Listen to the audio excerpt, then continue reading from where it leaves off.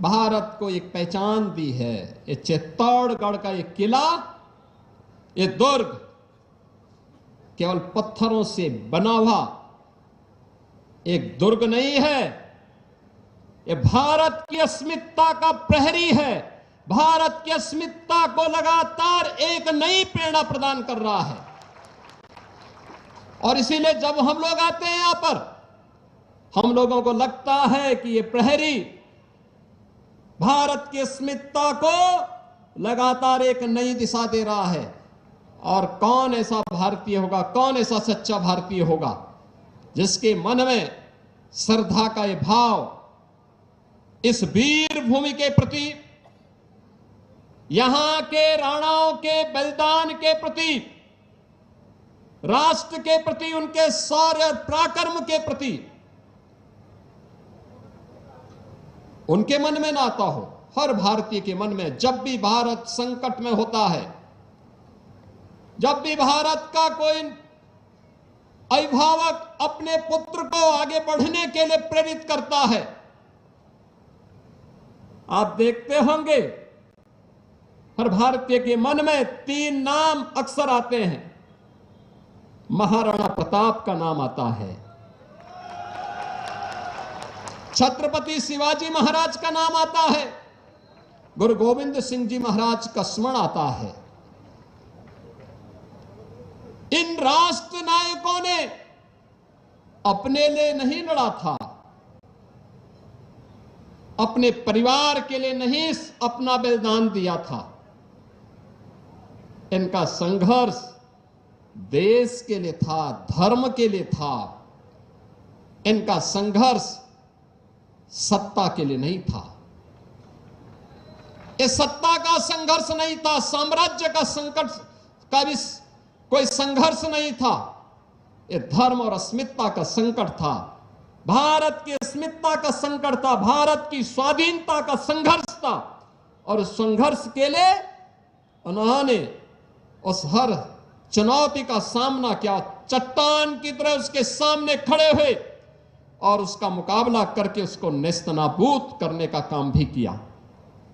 और यही कारण है कि हर भारतीय गौरव के साथ कहीं भी आप जाएंगे, भारत के अंदर उत्तर दक्षिण पूरब पश्चिम सर्वत्र महाराणा प्रताप के बारे में हर व्यक्ति के मन में श्रद्धा का भाव है। दुनिया के अंदर आप जाएंगे, दुनिया के अंदर महाराणा प्रताप के बारे में, महाराणा सांगा के बारे में, महारानी पद्मिनी के बारे में, महाराणा कुंभा के बारे में और बप्पा रावल से प्रारंभ हुई इस परंपरा के बारे में हर भारतीय नमन करता है। कोई संदेह नहीं, कोई संदेह कहीं भी नहीं है, क्योंकि राष्ट्र के प्रति जो भी योगदान देगा उसका स्मरण लंबे समय तक होता है। और इसीलिए हम आज इतिहास को स्मरण नहीं कर रहे हैं, बल्कि इतिहास बनाने वाली धरती का साक्षात्कार कर रहे हैं, उसका साक्षात कर रहे हैं। इतिहास कैसे बनता है, ये चित्तौड़गढ़ का दुर्ग उसका प्रतीक है। इतिहास कैसे बनाया जाता है, त्याग और बलिदान की परिपाटी क्या होती है, ये दुर्ग उसका प्रतीक है। आज का ये श्रद्धांजलि समारोह हम सबको इस बात के लिए भी प्रेरित कर रहा है, इस बात के लिए भी प्रेरणा दे रहा है कि आने वाले समय में किसी बेटी और किसी बहन को इस प्रकार के दौर से न गुजरना पड़े, उस प्रकार की स्थितियों का सामना न करना पड़े।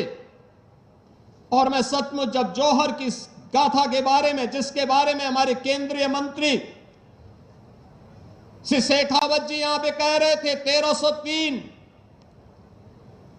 1535 और 1568 में जो 3 बड़े जौहर यहां पर देखने को मिले हैं, भारत का इतिहास जिन वीरांगनाओं के इस जौहर से भरा पड़ा है। ऐसा नहीं कि यहां का वीर न लड़ रहा हो, वह लड़ रहा था, लेकिन जब महाराणा रत्न सिंह को धोखे के साथ वे वीर गति को प्राप्त हुए अलाउद्दीन खिलजी के धोखे से, क्योंकि शत्रु हमेशा धोखे से ही हमारे वीरों का मुकाबला कर पाया था। सामने सामने की लड़ाई में वे कहीं नहीं टिकते थे, कहीं नहीं टिकते थे। लेकिन धोखे से जब वह महाराणा रत्न सिंह वीर गति को प्राप्त हुए, गोरा और बादल जैसे वीर सेनापति लड़ते हुए वीर गति को प्राप्त हुए, तो महारानी पद्मिनी के नेतृत्व में हजारों वीरांगनाओं ने नारी अस्मिता की रक्षा करने के लिए उस समय जो जौहर व्रत लिया था, वह जौहर उस समय की परिस्थिति थी, उस समय की परिस्थिति थी। नारी गरिमा का, नारी गौरव का एक श्रेष्ठतम उदाहरण था कि किसी भी धर्मी को एक केवल नारी नहीं, भारत माता की धरती पर टिकने नहीं देंगे। और अगर अब भारत माता की धरती पर ऐसा नहीं, याद करिए, ये धरती माता जिसके बारे में कहते हैं, जब सीता माता को अंतिम समय में प्रभु श्री राम से मिलन की बात सामने आई, तो धरती माता के सामने माता सीता ने एक ही व्रत लग लिया था। उन्होंने कहा कि अगर मेरा सतीत्व अखंड है तो धरती माता मुझे अब अपने गोदी में समाहित करो। और यह जो संकल्प माता सीता का था, वही संकल्प महारानी पद्मिनी ने यहां पर दिखाया था इस जौहर के नाम पर। यह वही संकल्प है जो नारी गरिमा का प्रतीक था, और ये भारत की धरती को विधर्मियों से मुक्त करने का संकल्प था कि किसी विधर्मी को भारत माता केवल नारी के आन बान और शान पर हाथ उठाने की इजाजत तो देने की बात दूर, भारत की धरती पर उसके कदम न पड़े, इस बात का वह संकल्प था, वह प्रेरणा आज भी हम सबको लगातार झकझोर रही है, लगातार झकझोर रही है।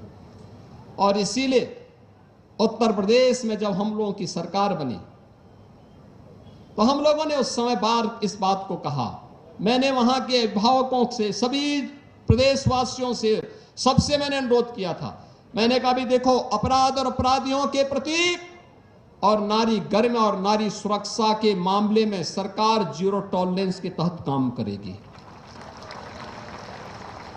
याद करना, अगर किसी ने किसी बहन और बेटी की सुरक्षा पर हाथ डालने का दुस्साहस किया तो अगले चौराहे पर यमराज उसका इंतजार कर रहा होगा।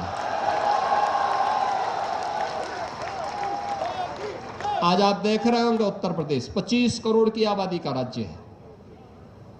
जो बेटियां दूर रिश्तेदार में चले के यहां जाके पढ़ाई करने के लिए चली गई थी, आज अपने घर में रह करके 5 किलोमीटर 10 किलोमीटर दूर जाकर के अपने स्कूल जाती है। और नारी सुरक्षा का इससे बड़ा उदाहरण क्या हो सकता है? उत्तर प्रदेश जैसे राज्य में अब वहां की बेटियां, वहां की बहनें रात्रि शिफ्ट में भी, ऑफिसों में भी और कारखानों में कार्य करके सकुशल अपने घर वापस आती है। हर भारतीय नारी को इस सुरक्षा की गारंटी और सम्मान की गारंटी मिलनी चाहिए, उसको स्वावलंबन की गारंटी मिलनी चाहिए। ये जौहर श्रद्धांजलि समारोह उसका एक प्रतीक है और उसका आह्वान भी कर रहा है। यह हर भारतीय नारी का अधिकार होना चाहिए। बहनों और भाइयों, कौन ऐसा भारतीय होगा? महाराणा सांगा के शरीर पर 80 घाव, ये केवल उनके व्यक्तिगत साम्राज्य लालसा नहीं, ये भारत की अस्मिता को क्षुण्ण बनाए रखने के लिए उस समय उनके द्वारा दिखाए गए शौर्य प्रतीक का प्रमाण है।